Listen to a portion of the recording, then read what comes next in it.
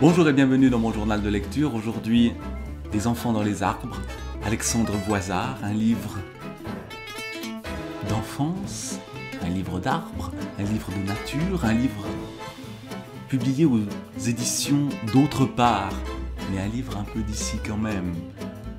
Imprimé et relié en Suisse, c'est assez rare pour être mentionné. Un auteur jurassien qui vit de l'autre côté de la frontière, en France, mais dans le Jura français ou dans le territoire de Belfort. Mais un livre aussi, Les enfants dans les arbres, écrit par un poète, et ça se sent. Cette enfance, ces enfants, est-ce que c'est Alexandre lui-même? Peut-être un peu, peut-être beaucoup, ça n'est pas certain, ça n'est peut-être pas si important que ça. Le livre est dédié à mes enfants, à leurs enfants et petits-enfants. Alexandre Voisard est né en 1930 et le livre est paru beaucoup plus récemment, en 2019. Donc c'est un hommagé qui écrit ce livre-là. Livre de poète, disais-je, qui commence par deux citations. Il faut être l'homme de la pluie et l'enfant du beau temps. René Char, Le marteau sans maître. Puis, la première entreprise fut, dans le sentier déjà empli de frais et blêmes éclats, une fleur qui me dit son nom. Arthur Rimbaud, Aube. La nature comme première entreprise, la découverte du monde par les enfants dans les arbres, la forêt et après. Voilà la première partie de ce livre qui en contient deux. La deuxième, ce sera La rivière et ses ombres, partie plus tragique que cette deuxième partie. Voici le début. Au commencement, commence comme la Bible, au commencement, il y a la forêt. Gigantesque cathédrale, tiens, on retrouve une deuxième allusion religieuse. Au commencement, il y a la forêt, gigantesque cathédrale, toute noire dont les vitraux, entre les mailles serrées des ramures des sapins, ne laissent filtrer çà et là qu'une lueur de briquet. En cet antre de silence, seule une population d'insectes vaque inlassablement à des forages de limons compacts. Les coléoptères y affûtent leurs instruments, tandis que les fourmis au pied des épicéas prospèrent en colonies laborieuses.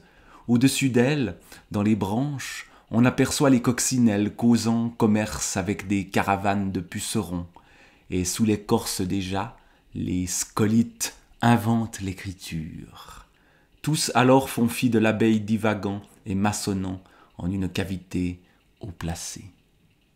Au commencement, il y a cette nature foisonnante de petits êtres, ces insectes qui sont là sans qu'on les voie, nous.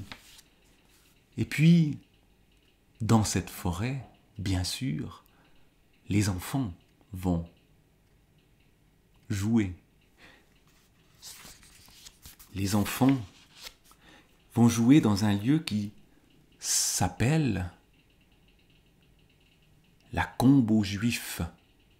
Et évidemment, ce nom-là, la Combe aux Juifs, quand on sait que Alexandre Voisard est né en 1930, ne peut que faire écho à l'histoire. On ne sait pas plus de choses sur cette Combe aux Juifs. Pourquoi les Juifs? Est-ce que des Juifs ont joué un rôle à cet endroit-là? Ces régions proches des frontières, ces régions qui, évidemment, pendant la Deuxième Guerre mondiale, étaient des régions de passage où les Juifs fuyaient pour se réfugier en Suisse. Et on sait bien que dans le Jura, ça a été une des régions importantes de fuite des Juifs. Pour atteindre la nef aux arbres géants, il faut s'engager dans la combe aux Juifs, fraîchement empierrée pour le débardage des grumes bûcheronnées plus haut dans le grand faillis. On ne grimpe pas longtemps pour atteindre le passage frayé au cours des expéditions précédentes, dans les mailles de ronces, de hautes tiges à chardon et de massifs de revenus. Un pont de roches en surplomb protège un creux 2 mètres plus bas, rempli d'herbes sèches et de feuilles mortes. À 4, on s'y sent bien, à l'abri autant des jalousies de bandes voisines que des éventuels regards des ramasseurs de bois morts. Le va-et-vient incessant de leurs charrettes sur la petite route forestière en contrebas appelle de continuels ajustements du camouflage. C'est un refuge, un cocon, une cabane, en somme, où ses hôtes, en de longs conciliabules, inventent une réponse à toute interrogation surgie d'un imaginaire nourri de fantômes lovés dans les grottes, ou peuplés d'esprits rusés et fluets qui s'immiscent partout en l'écorce et l'humus. Voilà les enfants dans les arbres. Et c'est dit d'une manière très fine, très poétique, d'une poésie que seule l'enfance peut énoncer. Mais il n'y a pas que des enfants dans ce monde-là. Il y a des adultes, bien sûr. Il y a notamment un personnage qui est un sculpteur, Moretti, un Italien. Un Italien, que fait-il dans le Jura suisse dans les années 1930 ? Voici un petit portrait de lui. À défaut de mécènes esthètes à sa porte, le sculpteur Moretti, à la petite soixantaine, continue de gagner sa vie en fabriquant pour la clientèle locale ce qu'il nomme des mausolées. Appellation pompeuse pour une pierre tombale posée sur plot de granit ou dressée, affichant solennellement les lettres gravées Sigi. Quand le client éploré le souhaite et qu'il a ce qu'on appelle quelques surfaces, il lui sera proposé d'enrichir les inscriptions funéraires de motifs floraux, bouquets champêtres, gerbes de graminées ou croix festonnées. Ou mieux encore, si le nouveau veuf laisse deviner quelques rembourrages entre le cœur et la boutonnière, un chérubin ou deux, la Vierge Marie, voilée dans sa longue robe blanche, des épaules aux chevilles, viendront volontiers couronner le monument du souvenir. Il ne boit pas vraiment, l'artiste. Une fois le matin, une fois l'après-midi. Il se permet juste un plein gobelet d'un merlot en bonbonne qu'il commande directement au producteur à Ascagno. Il en avale une bonne gorgée et se lance dans sa diatribe contre ce bandit de Mussolini, ce mascalzone qui conduit l'Italie à sa perte et qui mange dans la main d'Hitler. Il finira sur la paille, c'est sûr, si on ne lui envoie pas une bombe dans son carrosse. Et voilà l'histoire qui s'insinue dans ce monde qui avait l'air loin de tout. Ces enfants dans les arbres, d'un lieu qui s'appelle pourtant la Combe aux Juifs, et puis ces noms, Mussolini, que le sculpteur Moretti a fui, ce bandit de Mussolini. Et il y a, à chaque fois que le personnage intervient, il va se lancer dans des insultes à Mussolini. Évidemment, ça fait plaisir de lire des insultes à Mussolini. Surtout aujourd'hui que des néofascistes sont à nouveau au pouvoir en Italie. Oui, ça fait un peu du bien parfois de se lâcher. Et donc, nos enfants vont jouer dans les arbres vont rencontrer ce sculpteur Moretti qui va avoir comme grand projet de sculpter une petite fille, son visage, pour faire autre chose que des pierres tombales. Et en espérant revenir au pays, quand ce bandit de Mussolini sera pendu. Et puis, il n'y a pas que des enfants dans les arbres, il y a aussi, par la suite, la rivière. Il y a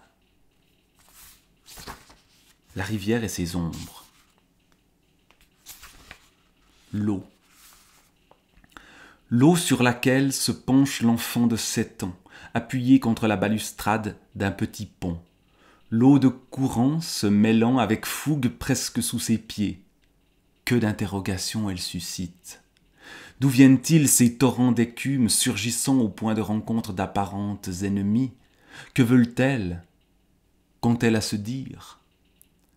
À une lieue de là, près de la maison familiale, à quelques enjambées par le jardin potager, la Laine, c'est donc le nom de la rivière, la Laine lui est amie intime depuis des années. Il y a barboté tant et tant, en un lit jonché de pierres et de mousse, mais aujourd'hui, en ce mardi d'octobre sur le chemin de l'école, Coco, c'est le nom d'un des enfants, celui qui est au centre de ce livre-là, même s'il y en a d'autres autour. Coco rêvasse.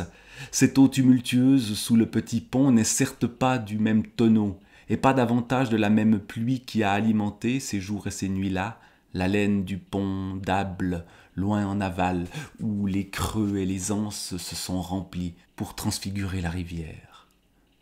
Toi qui as l'habitude des ruisseaux, lui avait glissé le père. Là, tu la vois de tes yeux, notre haleine, mais sache qu'elle ne serait pas ce qu'elle est sans le creux Genat qui lui a apporté de la vigueur quand elle a soif. Le creux Genat, c'est un lieu un peu dangereux, où les enfants voudraient partir à l'aventure. Mais la rivière, la laine, quand elle se déchaîne, peut devenir dangereuse et un drame se prépare, un drame qui va assombrir la fin de ce récit. Des enfants dans les arbres, un petit livre, c'est très court, c'est même pas 100 pages. Mais c'est très dense, comme tout ce qui renvoie à l'enfance, et surtout à cette enfance dans ces temps sombres de l'histoire, mais qui peut-être, parce que même dans ces époques-là, il y a des enfants dans les arbres,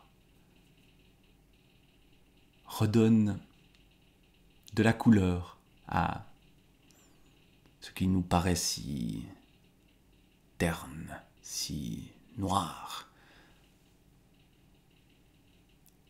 Petite comptine pour terminer. Ô mon haleine, laine et laine, chante, chante, et que vienne, en écho la joie, bannir la sirène qui endort et noie quand on dit je t'aime, mon haleine, laine, ma peine et ma joie.